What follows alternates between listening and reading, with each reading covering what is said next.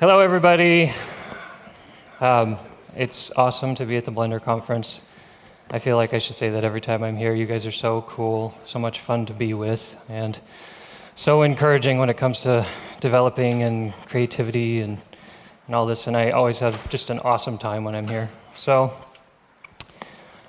this is Amy Purdy dancing at the opening ceremony for the 2016 Paralympics with a rather large automotive robot.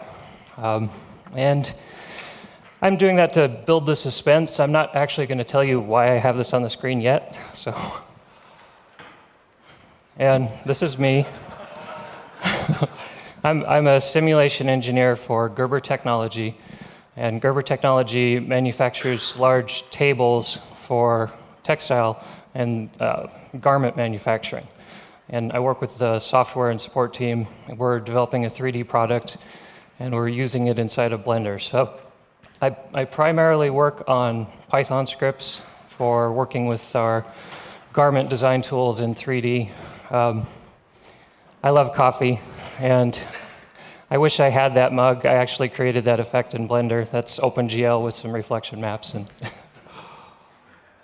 my daughter Hannah was born on Saturday in Connecticut, and I left the Blender conference, or left Connecticut to come to the Blender conference. So I pretty much spent all of my husband credits to come here. I'll be earning those back.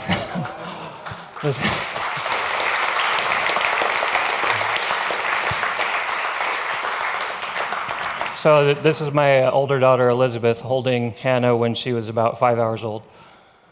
I mentioned I'm mostly a Python developer. I occasionally get to do artwork. So this is a vehicle from a sci-fi series of novels.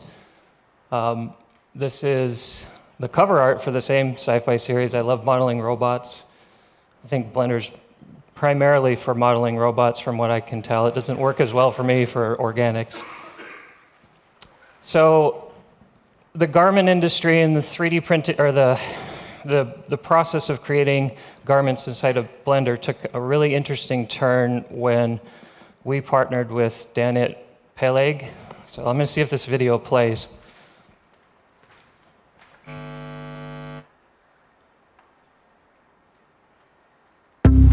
Oh, got audio.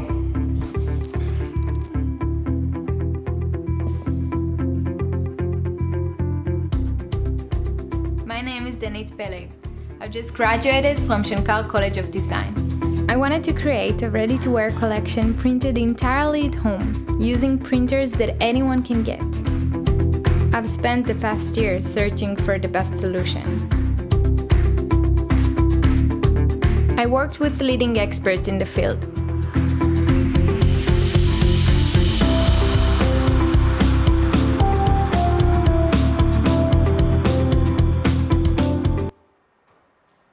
All right, I guess that's enough. So, well, let's just pause this so that it doesn't start up again.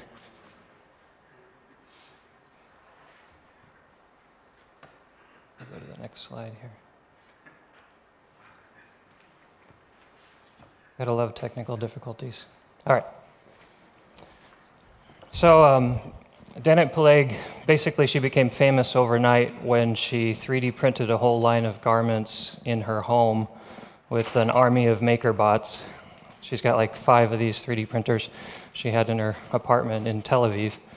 And she's using a couple of different materials. One is Filaflex, it's a sort of flexible rubber. It has about the same consistency as like car tire rubber. It's relatively stiff in most situations, in most geometric structures, but with a printed structure that has a whole lot of sort of like leaf springs folding in on itself. Like you see in this sample up here, it's actually very flowy and very bouncy. You saw those models walking around. So this garment that Amy Purdy wore for the Paralympic ceremony was actually designed and created in Blender, and then it was sent to the 3D printers. And you can see there's some of the stiffer structure stuff at the top, and there's some of the more flexible structure at the bottom. The original design was a lot more complicated. We had sleeves on there, and we had some different shoulders, and we experimented with a lot of different designs. There was several 14-hour work days where we just tried all kinds of different stuff, and we would send updates to the Olympic Committee, and they would say yes or no on different things. So this is the first design, and this was a concept we just did with an OpenGL render. The first one that we actually printed and had the dancer try on had, it was much simpler than our original design, but it had a really long section of this more stretchy fabric. Here's Amy trying it on, and here's the final dress with the stretchier version of the dress. There were a lot of concerns with the movements of the robot, and I'll get to that in just a second. So here's the final design. This is Amy Purdy posing in the photo shoot. And let me see if this video plays.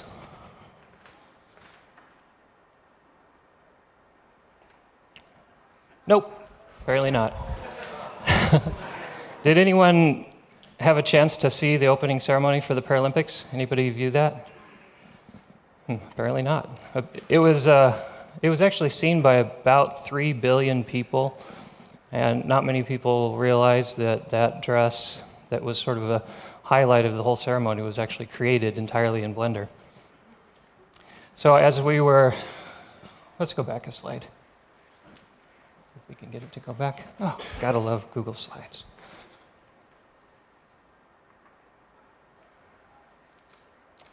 All right, so we kept hearing back from the Olympics Committee with concerns, and they kept reiterating over and over again that this robot is not, the movements are not entirely choreographed. It's actually using an AI and a lot of sensors, and it's responding to the dancer's movements. So the software was a tiny bit unpredictable. They weren't sure exactly what it was going to do. And they kept saying if there's some kind of an error with the garment, like if part of it comes disconnected, or if it's too stretchy and it swings out and the robot misinterprets the movements or miscalculates the position of the dancer, the robot could make a sudden move. And this robot is powerful enough that it could easily lift a car, so they were really concerned that it could cause an injury or even death. So, you know, they kept saying, make sure the fit is exactly right, make sure it connects exactly in the right places, make sure nothing is going to come apart, make sure nothing is too stretchy, et cetera, nothing can confine her movements, so, you know, or else she might be killed. So no pressure, have fun.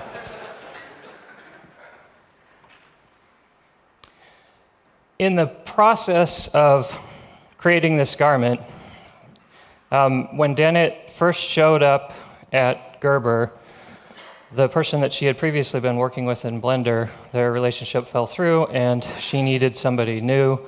She found out that I was sort of the resident Blender guy at my company, and so they introduced me. She immediately took over and said, all right, I want him to be working on this dress for the Olympics because I need somebody, and the deadline is within a few days, and so I basically got pulled off of all of my projects and started working on this, which was surprising to everybody, including my supervisor.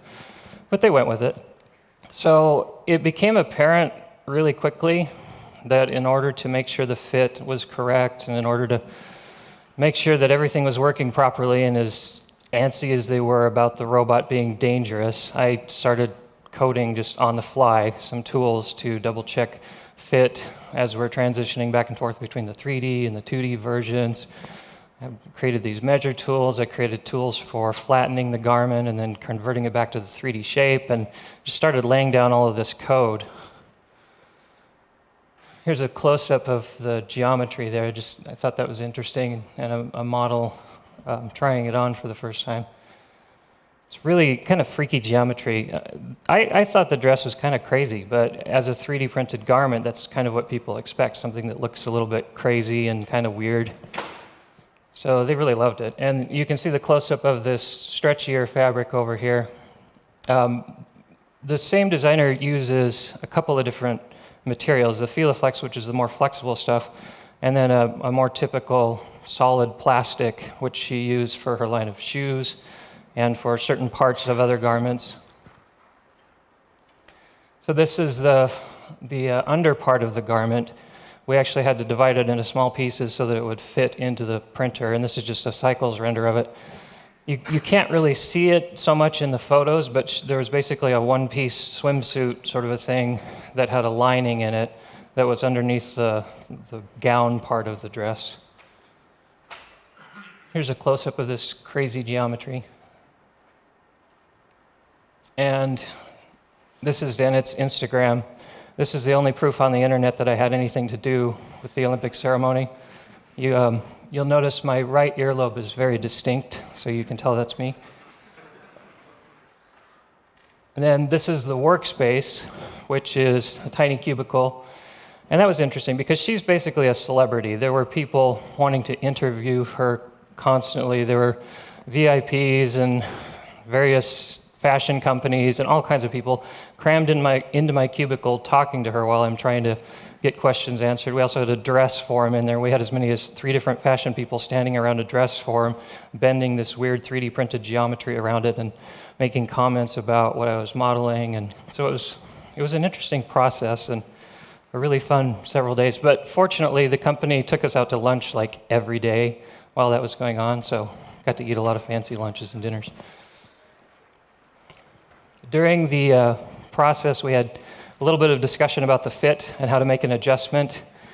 And she started cutting pattern pieces out of paper and just grabbed one of my action figures and started dressing it. So this is basically a famous designer dressing my zombie action figure in a paper dress. I just thought it was amusing, so I had to include it.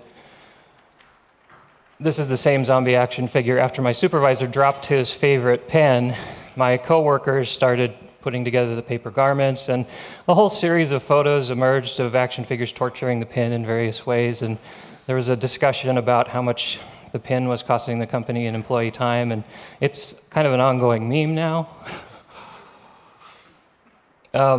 At last year's conference, I showed a demo of a cloth engine built entirely in Python. So this is just a quick review of that. I wanted to show that with Python you can actually do big data operations. You can do some pretty heavy calculations in real time. So this is all running in NumPy, and the reason that we ended up using NumPy for this garment design, or for the Olympics, is because it allows us rapid prototyping. So you're using the typical speed of developing in Python, which is higher level, and you also have the value of being able to do these really heavy calculations, which a lot of times we're working on geometry that was very dense. Sometimes we were using these STL files that were already subdivided. So in order to really do anything effectively, I had to code all this stuff in NumPy. So you could see that multiple cloth objects, just different pinning configurations, are all being processed in real time.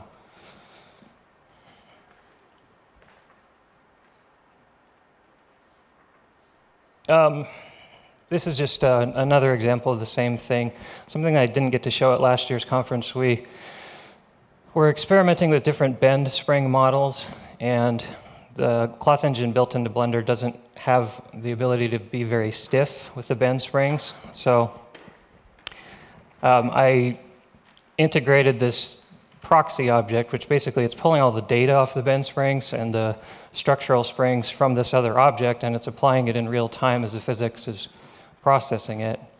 I continue to work on this cloth engine when I get a chance, but I keep getting pulled off and put on all these other crazy projects. So you can find more on this video on my YouTube channel if you're interested in it. You can also, for the Paralympics ceremony, it's really easy to find that video. Just Google Paralympic ceremony, watch it, keeping in mind that that dress was created entirely in Blender. I will probably start a thread on Blender Artist Forum for this cloth engine because I want to continue development. I've actually built a ray caster in NumPy that I've got working now for the collisions. So.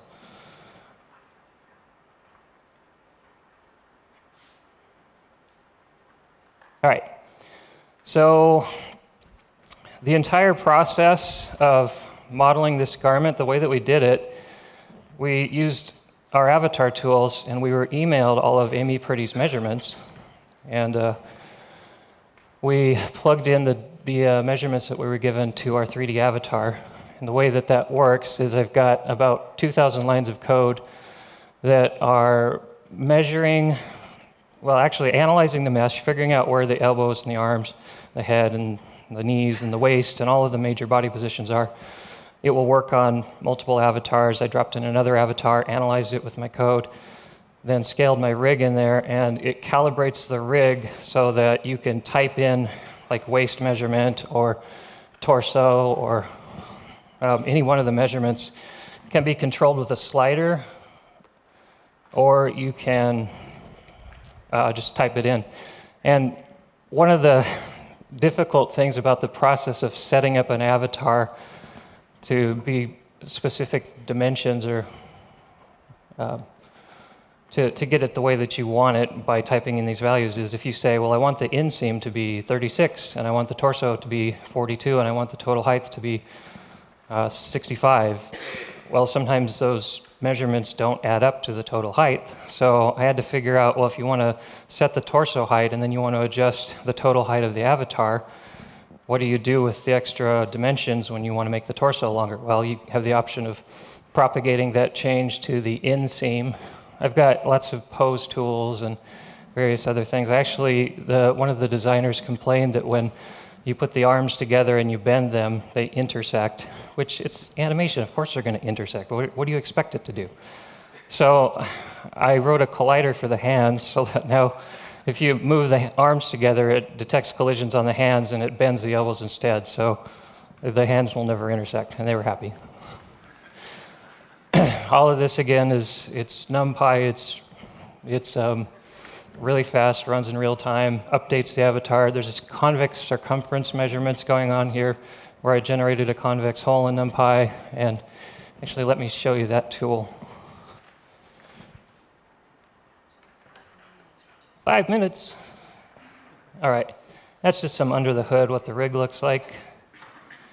This is a convex measure tool. It has options of being either convex or contoured for measuring. You can slide it up and down. You can change the plane angle. Works in real time. Let's skip that video. This is some of the different geometry that we created when we were experimenting, and this is how we had to flatten it to fit into the printer. I'm going to skip a lot of this content. This is probably the crowning achievement of this whole process. I actually have tools that will allow us to extrude a garment just immediately. Instantly, we have a basic garment, forms over the top of the avatar with a convex hole. Then I can cut it and flatten it, so I immediately extrude a flat pattern. And then I can look at the distortion to figure out where we need to cut darts or seams.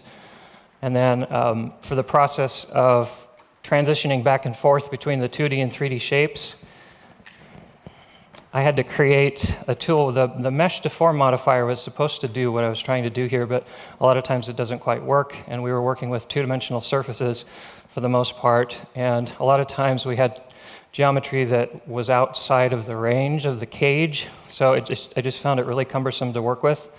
So let me show you this tool that I created.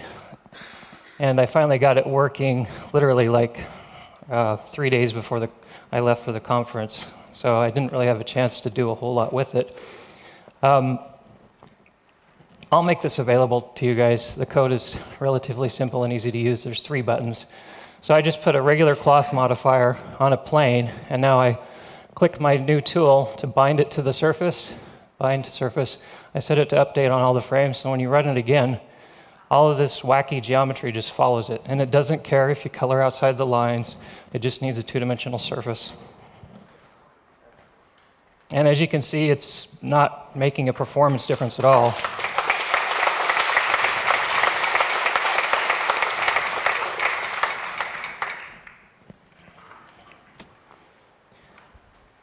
Obviously, applications for this tool with character modeling, my mind was just going crazy. It's like, oh, you could so easily attach a shirt to a character, and then it would automatically follow the character. And I actually rendered some garments out with our AccuMark software, put them on the avatar, use all the parametric tools, and the clothing follows the surface of the object perfectly. So this is just shrink wrapped onto the arm.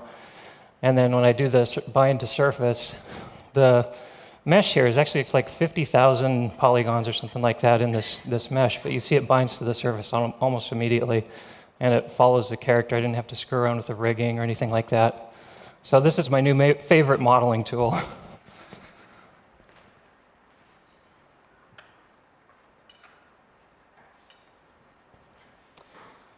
With the same tool, I was able to render this bomber jacket. I flattened I extruded a garment around the character, which took a few seconds. I cut seams in it and flattened it, which took a few seconds. Then I got my tool working. I created all this crazy geometry and bound it to the surface, and then turned the shape key back to the 3D, and all of that complex geometry just followed it. So once I got the tool working, it took me about 10 minutes to finish this jacket.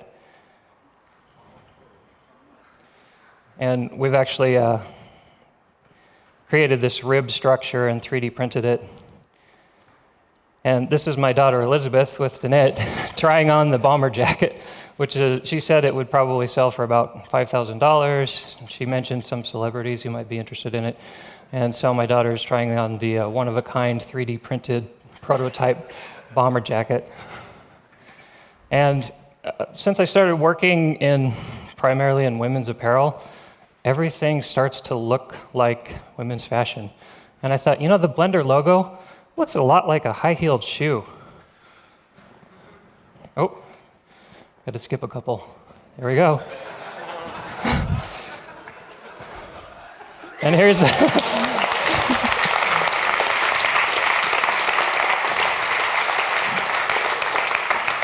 so my email address is up there at the top. Gerber occasionally hires consultants and full-time people. They're interested in people who work in Blender. So if you want to put your resume portfolio on file with us, or if you have questions for me, you want me to share some of this code, feel free to email me.